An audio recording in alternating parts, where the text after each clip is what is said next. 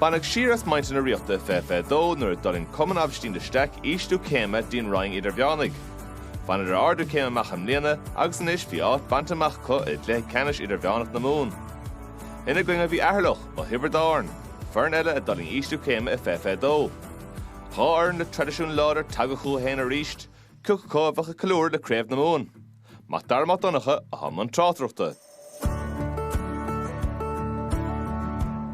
Look, we're a rural club in West Tipperary, and we suffer from what a lot of rural clubs suffer from is population decline. We have joined up with Latin Cullen there. They play football with us, we play hurling with them, and it has helped.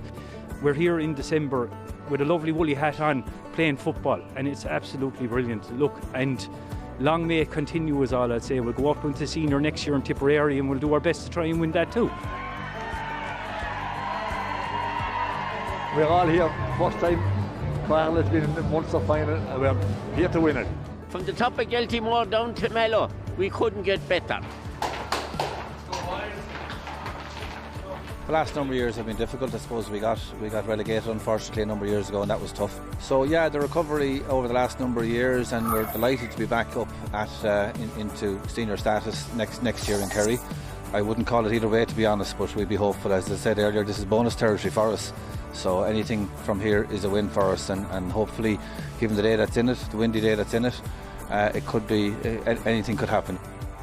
Tá is a gwing goil on Canuck is mo an Torres a gwing in you le Aston Stacks. Ach, be cuiger deg imrory in I cuiger deg imrory and we an Barkshin agus ig der an law nor a cuig David agus Goliath contra the nach David of Wuige.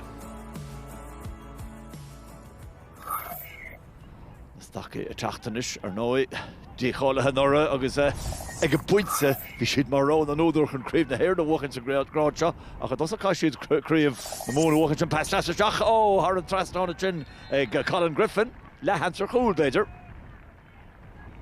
Agus fearcha tá scríomh. Well, ní sé scríomh tá se fara. Silver Ash ag buachlí Chiarraí rís so then lachúla láir tá Jack O'Shea. Jack O'Shea tucha chun talún sin ag Cathal Dillon agus an réitear go isteach. Agus bhí O'Shea ag gar seach ar gúil ach ar rinne Dillon cinnte nach moch sé mór an níos fuide, déiteach cárta bheit há his baint. Chos lán tosach ar dheis Aherlow a tá sé sin denta. Silver rís ag Corra Chiarraí ag fearfór cúlín níos luha Colin Griffin. Griffin is seach sa spás. Wat er actually should get past Asher Shach and see Kunya touching the Kunya Chelva, which I can lawn Tossach and Ish, and lawn Tossach, Kian Purcell, a bulla, or Douglas, Castle G Shach, to Strigan Gola, Kulin Jas.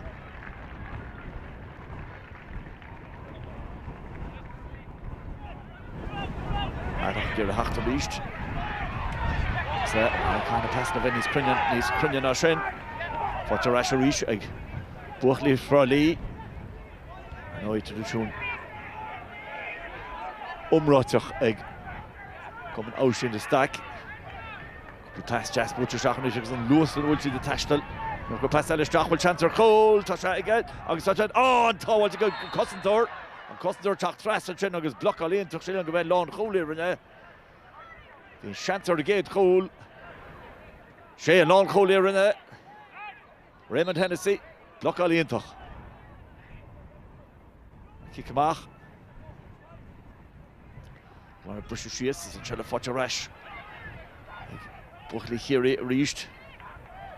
The guy runs in 3, Kerry fast love, which skip way right. So the Paddy Lane and a chanty Paddy Lane, a Cole and the Kate Cole. V and Cole a chacht. On fire, the Gibbert, a Gurney Ogon and Nora. Duskel and Spórt, so it's Yarshi through who. Lewis Lastrach, Agusa and Kuchin V chacht, yet Gandaka.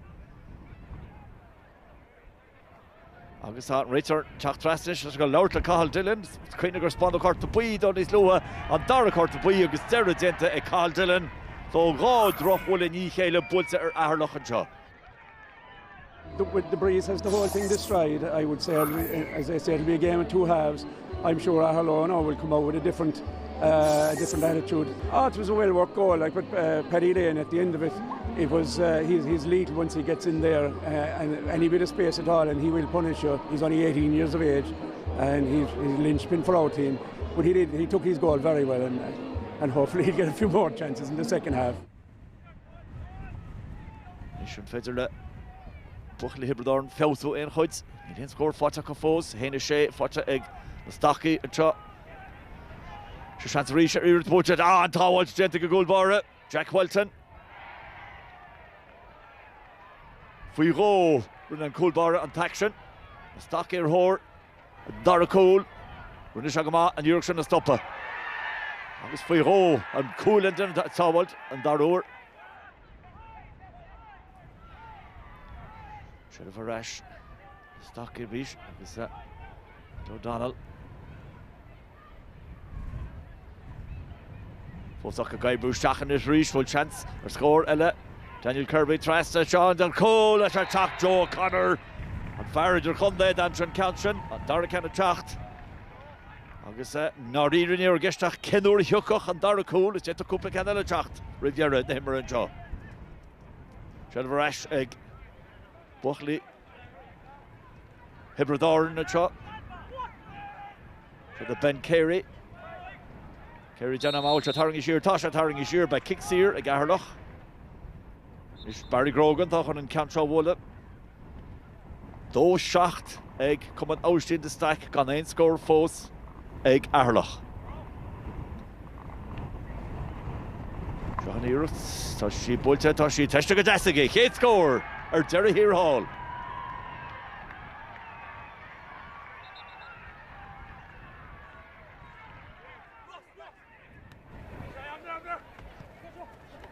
Aherlow gaibrin na líró de suas a ríis.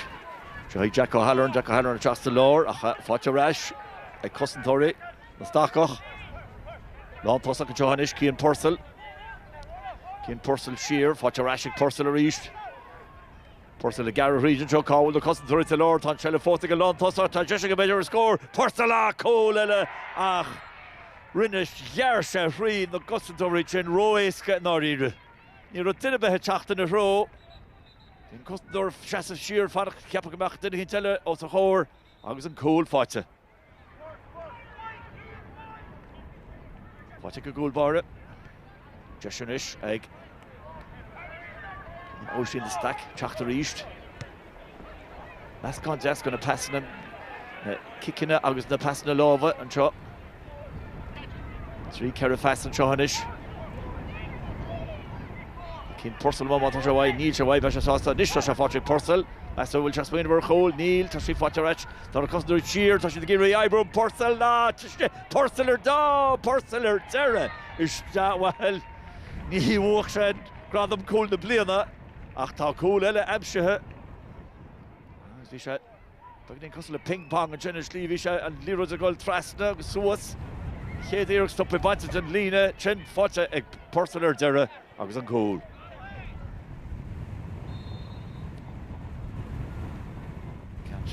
Tá sé stoppa ag cúil bar a hití amach na lámh agus Seán Quilter san áitceart agus tá an cúigú cúil scórail san is. Agus tá rack a dhéanana an seo. Ja, botúna go gúil báire a díl se go dtíras. Aherlow a teachta ríist. Cúige hochta le náid a héin agus an seileh tucha mtha ríist. Agus tá se seo Harbheith éon tíomhach marchlife, ní féidir caiimhinn tuairteartha mar ní caiimhinn a gceist ach slád. Pas na ríist Garra agus imróí ar thóir na líróideanis. Cúil eile teach níl táilte go gúil báire. Fáte Shane O'Callaghan agus Shane O'Callaghan ónadí eile agus tá an séú cúil scóráilte acha. Ní raibh minic ag muid séchúil a glufa Peile. Ach tá séchúil feice agan inneo. Bhína Jordan Cassandra dosach a chun sin tháinig sí amach dí O'Callaghan agus roéisce. Aherlow a teachta ríis an seánis agus Sean Mullins. Mullins a roi got Jack O'Halloran roi got Dean Farrell Parker, Dermot Luby. Agus anish Mark Russell, kick ward or Mark Russell in the Hara Trasnon. On Dara score, fáte Aherlow. Fáte egg and Imrod Conde.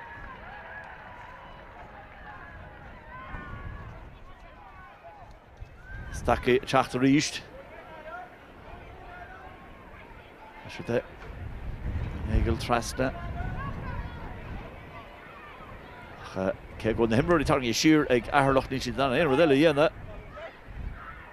Cén Purcell a Chiarraí inis, fáte raise cén Purcell a ríis, with Chiarraí Río Cole, fósaigh Purcell lena chitóg agus tá tríú cóil scóirte cén Purcell. Meam go beh gáire Tícann sé, with seo an éis go go, beidir nach meachla fé lechanis na héireann a hisca céna. Agus an seileamh ríise Aherlow, céir na scór 1 eile all beidir. Ach an seileamh cáilte acha agus tá an clifa cáilte acha buite agus buite go ré an seo I cumann Aibhistín de Staic.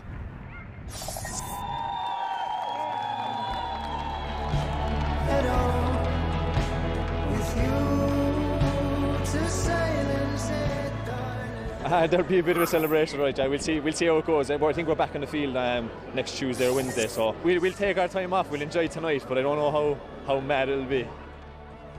A bit to work on from our perspective, you know, but happy that we're still on the road and to see some of the young lads coming through as well, and some of the more experienced lads there, you know, showing a lot of leadership there as well. So very positive today.